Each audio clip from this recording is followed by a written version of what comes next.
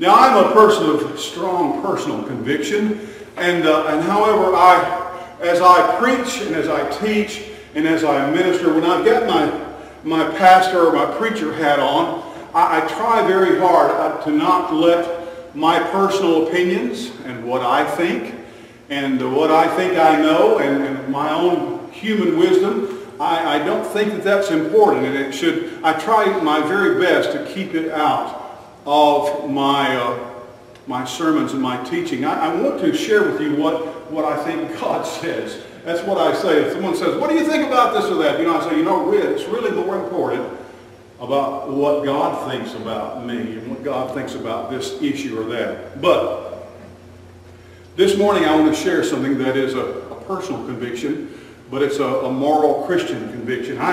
I occasionally, just in the free flow of a message or the stream of consciousness from which I hope God is Lord of, I might occasionally give an indication about what I believe about a particular political issue or world issue or social issue, and usually that's a mistake or a slip up, and it happens sometimes, and I know that you can overlook those.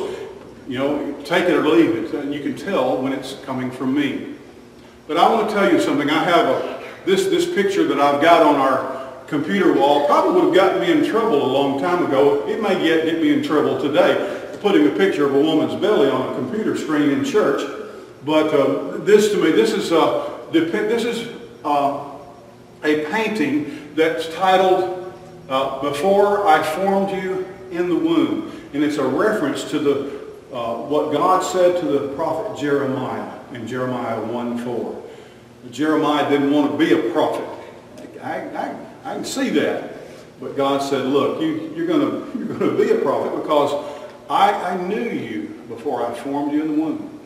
And this is a painting by a man named Dan DiConcini.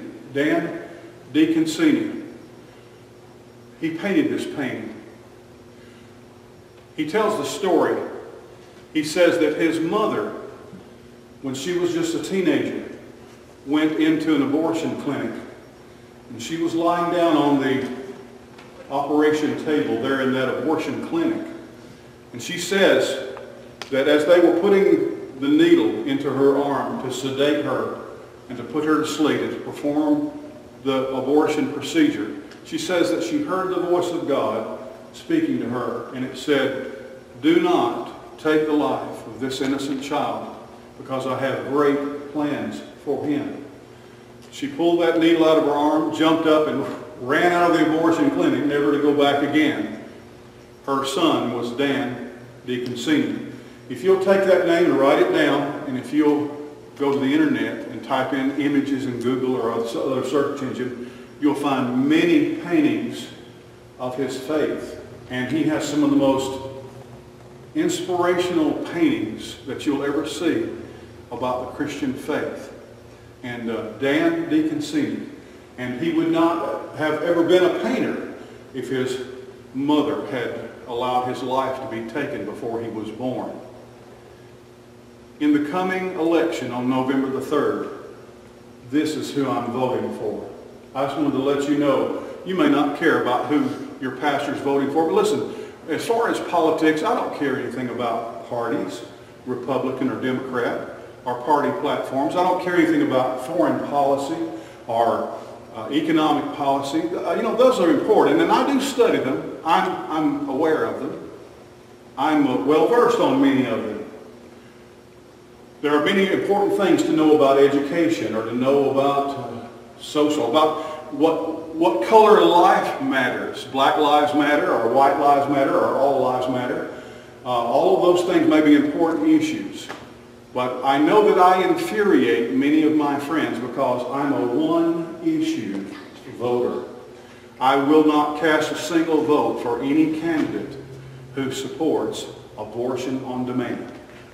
Now, I don't believe that's a political issue. I don't believe it's a party issue. I don't think it has anything to do with politics. I think that when I've got a little granddaughter. I already know what her name is. I've got pictures of her. I've heard her heartbeat. And she's not even going to be born until April. She's a real baby. She's already my granddaughter. I'm already looking forward to her. Her Mimi's already buying clothes for her.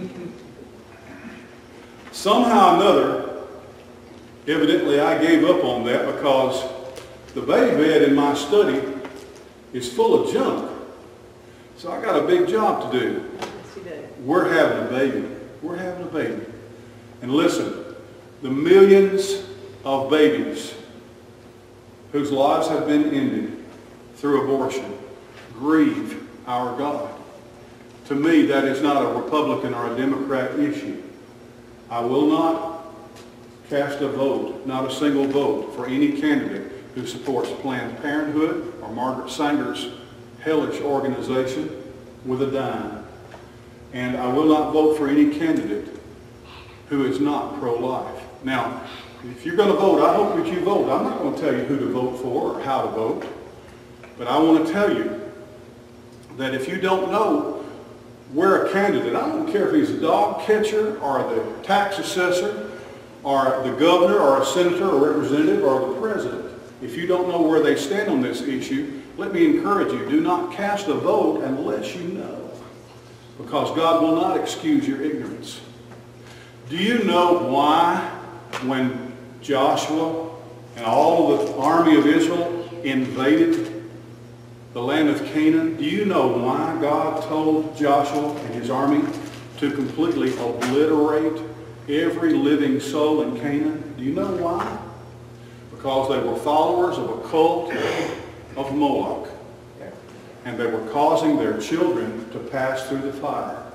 In order to preserve a better future for themselves, or to ensure that they would have good fortune, or that things would go well for them in the days and weeks and months ahead, they would offer their sons and daughters to be burned alive to the god Moloch.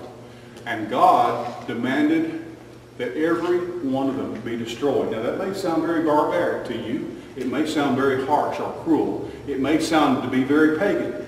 But that is the story of the Old Testament. You need to study the cult of Moloch. Because, let me tell you what. You know what they didn't do when they invaded the land of Israel? They didn't obey God's command. And when Solomon became king of Israel, he built high places all over Israel to Moloch. And many of his wives served Bain and Moloch. And the people of Israel sinned against God. And the judgment of God came upon the people of Israel because they were causing the death and the shedding of innocent blood. I believe this is important. And as I said, it doesn't have anything to do with people or personalities. It doesn't have anything to do with parties or politics. But I believe this is important to God. And therefore, it's important to me. I ask you, if you have never even thought about this, or maybe you think contrary to what I think, I wish that you'd pray about this, because when I'm casting a vote, I'm casting it for the unborn. That's all I really care about. I don't care what they do with the budget, or what they do with taxes, or health care. They can do whatever they want to do. But millions of unborn children have lost their lives. Danny, you come and lead us as we sing, and let's worship God this morning and get away from this dark subject to songs of worship.